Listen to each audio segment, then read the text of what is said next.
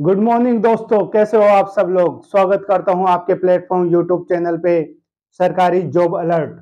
दोस्तों, आज ऐसी वैकेंसी लेकर आया हूं जिसके लिए मैंने पहले बोला था, जब एनटीपीसी ग्रेजुएट लेवल का नोटिफिकेशन आया था तब मैंने बोला था 1 या 2 वीक के अंदर 10+2 लेवल का भी नोटिफिकेशन आ जाएगा। तो दोस्तों, आ गया है वो नोटिफिकेशन 10+2 लेवल का। NTPC under graduate 2024। जो स्टूडेंट नहीं जानते कि आरआरबी की फुल फॉर्म क्या होती है, एनटीपीसी की क्या होती है और अंडर ग्रेजुएट को क्या बोला जाता है, उन्हें उनके लिए मैं बता देता हूं। आरआरबी रेलवे रिक्वायरमेंट बोर्ड और NTPC non technical popular category, यानी ये नॉन टेक्निकल है, टेक्निकल पोस्ट इसमें नहीं है। थर्ड आता है अंडर ग्रेजुएट। अंडर ग्रेजुएट का मीन्स यही होता है 10+2 लेवल, यानी 10th क्लास पास स्टूडेंट। तो दोस्तों, अब बात करते हैं कि इसमें क्या क्या पोस्ट रहने वाली है, कितनी रहने वाली है, एलिजिबिलिटी क्या है, उन सब के बारे में डिस्कशन करते हैं। अब बात कर लेते हैं क्या क्या प्रोसेस रहने वाली है, क्या क्या चरण रहने वाले हैं इसमें। पहला है रजिस्ट्रेशन डेट। रजिस्ट्रेशन डेट क्या रहने वाली है, स्टार्टिंग ऑनलाइन फॉर्म कब से हुए, लास्ट डेट कब होगी और मॉडिफिकेशन की डेट क्या रहने वाली है। सेकंड आता है पोस्ट। पोस्ट के बारे में जानेंगे, कौन कौन सी पोस्ट है और कितनी पोस्ट है और उनका मेडिकल स्टैंडर्ड क्या रहने वाला है, पे लेवल क्या रहने वाला है। थर्ड आता है एलिजिबिलिटी। हालांकि अपन जानते तो एलिजिबिलिटी अंडर ग्रेजुएट है, यानी 10+2 level 12th class. Stage of exam. Exam की क्या क्या चरण रहने वाले हैं, कितनी चरणों में एग्जाम कंडक्ट होने वाली है, उसके बारे में भी अपन चर्चा करेंगे। उसके बाद आता है एग्जाम पैटर्न। एग्जाम का पैटर्न क्या रहने वाला है, सीबीटी 1 होगा या सीबीटी 2, उसमें भी क्या प्रोसेस रहने वाली है, उसके बारे में भी अपन बात करेंगे। 6 आता है सिलेक्शन प्रोसेस। सिलेक्शन प्रोसेस की क्या क्रिया रहने वाली है, उसके बारे में भी अपन बात करेंगे। लास्ट आता है एग्जाम डेट और एडमिट कार्ड, यानी एग्जाम फॉर्म भरने के बाद में एग्जाम की डेट क्या रहने वाली है, कब कौन से महीने में एग्जाम कंडक्ट होने वाली है, उसके बारे में भी अपन बात करेंगे। तो चलो स्टार्ट करते हैं रजिस्ट्रेशन डेट से। अब बात करते हैं रजिस्ट्रेशन डेट की स्टार्टिंग डेट क्या रहने वाली है, कब से फॉर्म स्टार्ट हो रहे हैं। तो दोस्तों, स्टार्टिंग की डेट रहने वाली है 21 सितंबर 2024। 21 सितंबर से स्टार्ट हो जाएंगे फॉर्म। लास्ट डेट रहने वाली है 20 अक्टूबर 2024। 20 अक्टूबर तक लास्ट भरे जाएंगे फॉर्म। तो कैंडिडेट को यही रिक्वेस्ट है कि आप लास्ट डेट का वेट ना करें और टाइम से पहले ही अपना फॉर्म फिल करें। मॉडिफिकेशन विंडो कब ओपन होगी? मॉडिफिकेशन विंडो ओपन होगी 23 अक्टूबर से 1 नवंबर तक। इसका मतलब यही है कि अगर जिसने भी फॉर्म में कोई मिस्टेक करी है, कोई गलती से एंट्री हो गई है, तो उसके लिए रेलवे मॉडिफिकेशन विंडो ओपन करेगा। आप इस डेट को 23 अक्टूबर से लेके 1 नवंबर के बीच में मॉडिफिकेशन विंडो ओपन होगी। उन दौरान आप अपनी हुई गलतियों को सुधार सकते हो, कुछ अमाउंट चार्ज पेमेंट करने के बाद में। एग्जाम फीस की बात कर लेते हैं। एग्जाम फीस क्या रहने वाली है। जनरल ओबीसी इनकी रहने वाली है एग्जाम फीस 500, यानी 500। वहीं एससी, एसटी, पीडब्ल्यूबीडी, फीमेल और ट्रांसजेंडर एक्स सर्विसमैन, इनकी रहने वाली है फीस 250 रुपये। अदर डिटेल एग्जाम फीस की मैं आपके सामने स्क्रीन पे टेबल शो कर रहा हूँ, वो देख लीजिए। उसमें बहुत डिटेल से और कैटेगरी के लिए भी फीस का बताया हुआ है।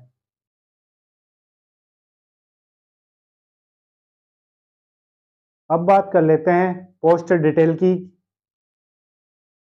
दोस्तों, इसमें 4 तरह की पोस्ट रहने वाली है।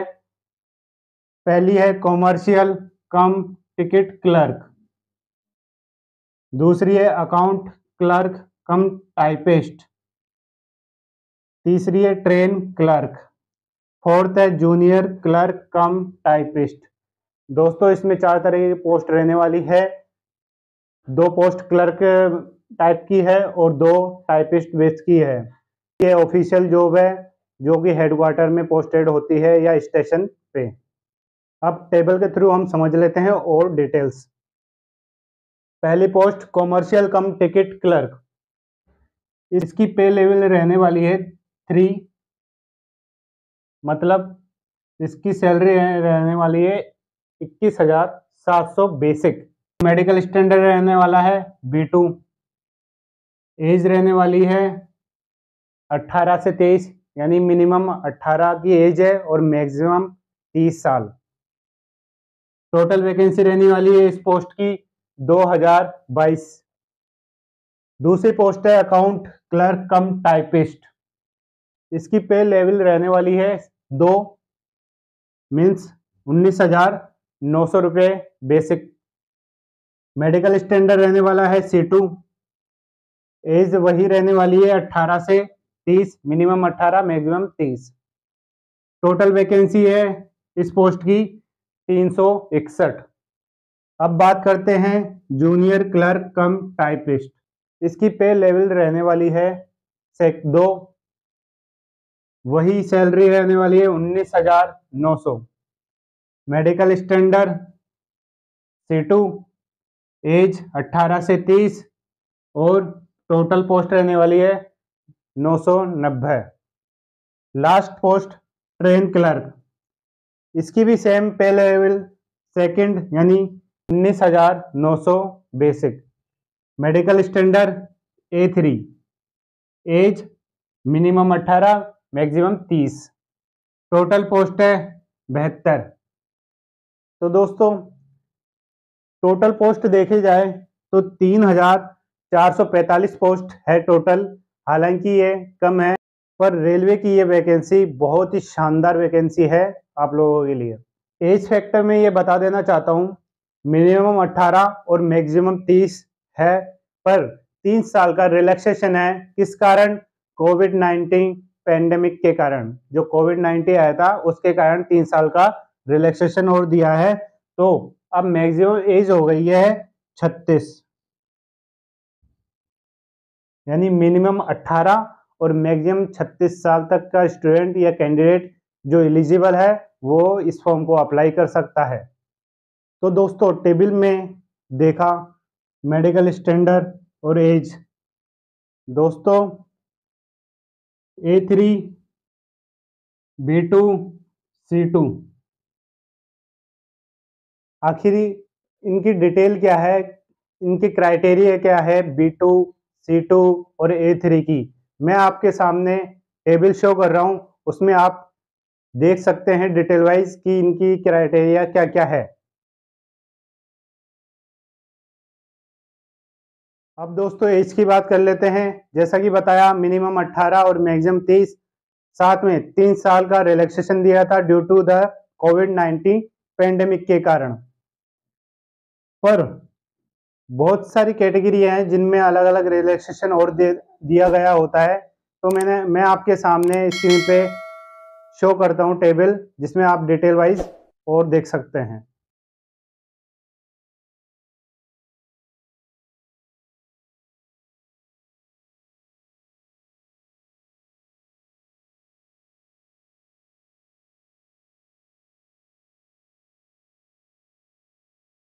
अब बात कर लेते हैं एलिजिबिलिटी की। अंडर ग्रेजुएट, अंडर ग्रेजुएट का मतलब है 10+2 लेवल, 12th क्लास पास। जो स्टूडेंट, जो कैंडिडेट 12th क्लास पास कर लिया है या नहीं करा, वो लास्ट ईयर रिजल्ट का वेट कर रहा है, वो कैंडिडेट भी फॉर्म अप्लाई कर सकता है। शर्त यह है 20 अक्टूबर 2024 तक उसका रिजल्ट आ जाना चाहिए। अगर किसी का रिजल्ट रुका हुआ है किसी कारणवश या पेंडिंग में है तो उसका 20 अक्टूबर 2024 तक रिजल्ट आ जाना चाहिए। वो कैंडिडेट इस फॉर्म को अप्लाई करने के लिए भी एलिजिबल हो जाएगा। अब बात करते हैं स्टेज ऑफ एग्जाम, यानी एग्जाम्स के क्या क्या चरण रहने वाले हैं, कितने रहने वाले हैं। पहले होगा सीबीटी। सीबीटी का मतलब कंप्यूटर बेस्ड टेस्ट। आपका ऑनलाइन एग्जाम होगा, objective computer based test, computer पे टेस्ट होगा आपका। पहला चरण होगा सीबीटी 1, इसके बाद में सीबीटी 2। इसके बाद जो कैंडिडेट इन 2 चरणों से गुजर जाता है, क्वालिफाई कर लेता है, उनको बुलाया जाता है typing skill test, TST. Typing skill test के लिए उन कैंडिडेट को बुलाया जाता है। ये 3 चरण है, 3 चरणों से स्टूडेंट को गुजरना पड़ेगा। स्टूडेंट को हर चरण के लिए पहले से ही एडवांस में तैयारी रखनी पड़ेगी, टाइपिंग की भी, या तो हिंदी में या इंग्लिश में। साथ में अपने सीबीटी 1 व सीबीटी 2 की भी एडवांस में ही तैयारी करनी पड़ेगी, क्योंकि इस बार पोस्ट कम है। अब बात कर लेते हैं एग्जाम पैटर्न की। एग्जाम पैटर्न क्या रहने वाला है सीबीटी 1 में, सीबीटी 2 में। सीबीटी 1 की बात करते हैं अपन। इसमें दोस्तों 3 सब्जेक्ट रहने वाली है, general awareness, mathematics, general intelligence and reasoning. दोस्तों 3 ही सब्जेक्ट रहने वाली है, 3 ही सब्जेक्ट से हमारा सीबीटी 1 होने वाला है। इनकी क्वेश्चनों की बात करते हैं। जनरल अवेयरनेस में आएंगे 40 क्वेश्चन, मैथमेटिक्स के 30 और रीजनिंग के भी 30। टोटल 100 क्वेश्चन रहने वाले हैं और एक क्वेश्चन 1 मार्क्स का रहने वाला है, तो टोटल मार्क्स भी 100। एक क्वेश्चन 1 मार्क्स। अब बात करते हैं ड्यूरेशन ऑफ एग्जामिनेशन। एग्जाम की टाइमिंग क्या रहने वाली है, कितना टाइम देने वाले हैं। तो टोटल टाइम है 90 मिनट, 1 घंटा 30 मिनट, यानी 1.5 घंटे का टाइम आपके पास रहेगा, जिस दौरान आपको 100 क्वेश्चन अटेम्प्ट करने होंगे सीबीटी 1 के लिए। तो इसके बाद देख लेते हैं अपन सीबीटी 2 का एग्जाम पैटर्न क्या रहने वाला है, उसमें सब्जेक्ट्स क्या रहने वाली है, उनके क्वेश्चंस कितने रहने वाले हैं। अब बात कर लेते हैं सीबीटी 2 की। इसमें भी आपके 3 सब्जेक्ट रहने वाली है, जनरल अवेयरनेस, मैथमेटिक्स और रीजनिंग। सीबीटी 1 में भी 3 सब्जेक्ट्स थी और इसमें भी 3 सब्जेक्ट्स रहने वाली है। इनके क्वेश्चनों की बात करते हैं तो दोस्तों क्वेश्चनों की संख्या बढ़ के हो गई है 50, जनरल अवेयरनेस में, मैथमेटिक्स में 35 और रीजनिंग में भी 35, और वही एक क्वेश्चन 1 मार्क्स का रहने वाला है। इस तरह से टोटल मार्क्स हो जाते हैं अपने 120। टाइमिंग वही दिया है 90 मिनट, 1 घंटा 30 सेकेंड, यानी 1.5 घंटा। कोई समय में कोई छूट नहीं है, कोई एक्स्ट्रा टाइम नहीं दिया आपको। वही 90 मिनट में आपको 120 क्वेश्चन करने होंगे सीबीटी 2 में। नेगेटिव मार्किंग की बात कर लेते हैं। सीबीटी 1 हो या सीबीटी 2, दोनों में ही 1/3 नेगेटिव मार्किंग रहने वाली है। अगर कोई स्टूडेंट एक्यूरेसी के साथ क्वेश्चन अटेम्प्ट नहीं करता तो उसको वो खामियाजा भुगतना होगा। स्टूडेंट को अपने क्वेश्चनों की एफिशिएंसी और एक्यूरेसी बहुत ही सही बनाए रखनी होगी। जो क्वेश्चन आते हैं वही करने होंगे, एक्स्ट्रा तुक्के नहीं लगाने। जितने तुक्के लगाओगे अगर वो ज़्यादा गलत हो गए तो 1/3 की वजह से आपको बहुत ही मार्क्स का लॉस उठाना पड़ेगा। तो आपसे यही रिक्वेस्ट है, 1/3 नेगेटिव मार्किंग है तो क्वेश्चन जितने आपको आए उतने ही लिमिट में करिएगा, क्योंकि इसके बाद में भी नॉर्मलाइजेशन का प्रोसेस होने वाला है। जितनी आपकी एक्यूरेसी होगी, नॉर्मलाइजेशन का चांस और अच्छा आपको फायदा मिल सकेगा। तो दोस्तों अब देखते हैं चारों पोस्टों के लिए सीबीटी 1, सीबीटी 2 और टाइपिंग का डिटेल। चारों पोस्ट कॉमर्शियल कम टिकट क्लर्क, अकाउंट्स क्लर्क कम टाइपिस्ट, जूनियर क्लर्क कम टाइपिस्ट और ट्रेन क्लर्क, इनके लिए CBT 1 और CBT 2 दोनों ही कॉमन है। इन चारों पोस्टों के लिए CBT 1 भी लगेगा, CBT 2 भी लगेगा। टाइपिंग की बात करते हैं, यानी typing skill test, TST। Typing skill test में हिंदी और इंग्लिश की टाइपिंग होगी। इंग्लिश की टाइपिंग के लिए इंग्लिश की जो टाइपिंग होगी उसके लिए स्पीड चाहिए 30 वर्ड पर मिनट, और हिंदी के लिए 25 वर्ड पर मिनट। इंग्लिश के लिए चाहिए 30 वर्ड पर मिनट की स्पीड और हिंदी के लिए चाहिए 25 वर्ड पर मिनट की स्पीड। हिंदी में फॉन्ट चलते हैं कुर्तीदेव और मंगल फॉन्ट, दोनों ही फॉन्ट अवेलेबल रहेंगे हिंदी में कुर्ती देव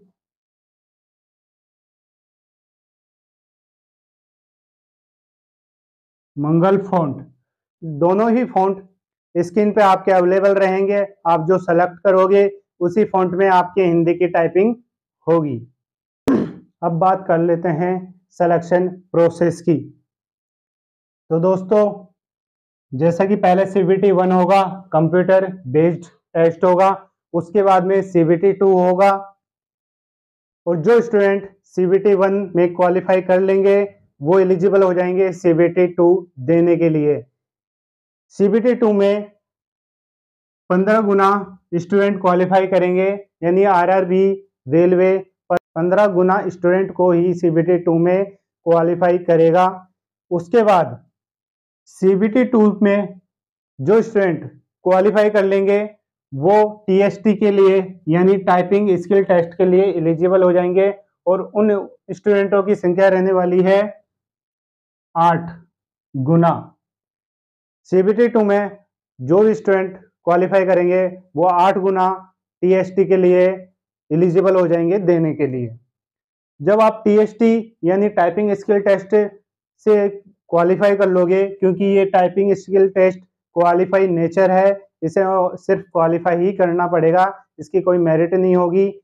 इसके बाद आपको गुजरना होगा मेडिकल से। मेडिकल में मैंने पहले बता चुका हूँ, A3, B2 और C2 ये 3 कैटेगरी है। इन 3 कैटेगरी के अकॉर्डिंग जो भी स्टूडेंट अपने मेडिकल के अकॉर्डिंग स्टैंडर्ड रखता हो उसी के अकॉर्डिंग उसको वो पोस्ट दी जाएगी, अन्यथा उसका सीक्वेंस वाइज दूसरी पोस्ट भी दी जा सकती है। तो आप स्टूडेंट्सों से मेरी यही रिक्वेस्ट है कि जब भी फॉर्म भरे पहले अपना मेडिकल स्टैंडर्ड का पता कर ले। आइज वीक है या कुछ और प्रॉब्लम है तो मेडिकल स्टैंडर्ड के अकॉर्डिंग जो पोस्ट होती है उसी में ही आप सीक्वेंस दे, अन्यथा आपको मेरिट में पोस्ट का अंतर देखने को मिल सकता है। आप जो पोस्ट चाहते हो वो ना मिलके आपके दूसरी पोस्ट मिल सकती है। इसलिए जब भी फॉर्म भरे बस इस मेडिकल स्टैंडर्ड का ध्यान जरूर रखें।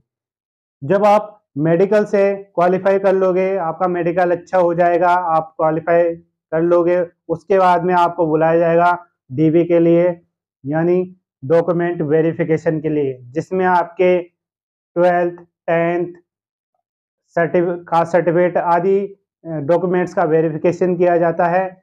डॉक्यूमेंट वेरिफिकेशन हो जाने के बाद में अगेन आपके एक मेरिट लिस्ट तैयार होती है। उस मेरिट लिस्ट में अगर आपका नाम आ जाता है तो आपकी पोस्ट निश्चित हो जाती है। तो फाइनली दोस्तों, अपन ने सारी डिटेल देख ली है पोस्ट के बारे में, रजिस्ट्रेशन डेट के बारे में, क्या प्रोसेस रहने वाली है, कितने कितने चरण रहने वाले हैं, अपन ने सारी जानकारी आपसे चर्चा कर ली है। तो दोस्तों, अब यही टाइम है, तैयारी में जुट जाइए। लास्ट बात करते हैं एडमिट कार्ड एग्जाम डेट की। तो अभी NTPC RRB ने अभी कोई डेट नहीं दी है कि कब एग्जाम कंडक्ट होने वाले हैं। जब भी RRB NTPC इस बारे में कोई अपडेट करती है तो मैं तुरंत ही आपके सामने उसके लिए वीडियो बना दूंगा और डेट के बारे में बता दूंगा।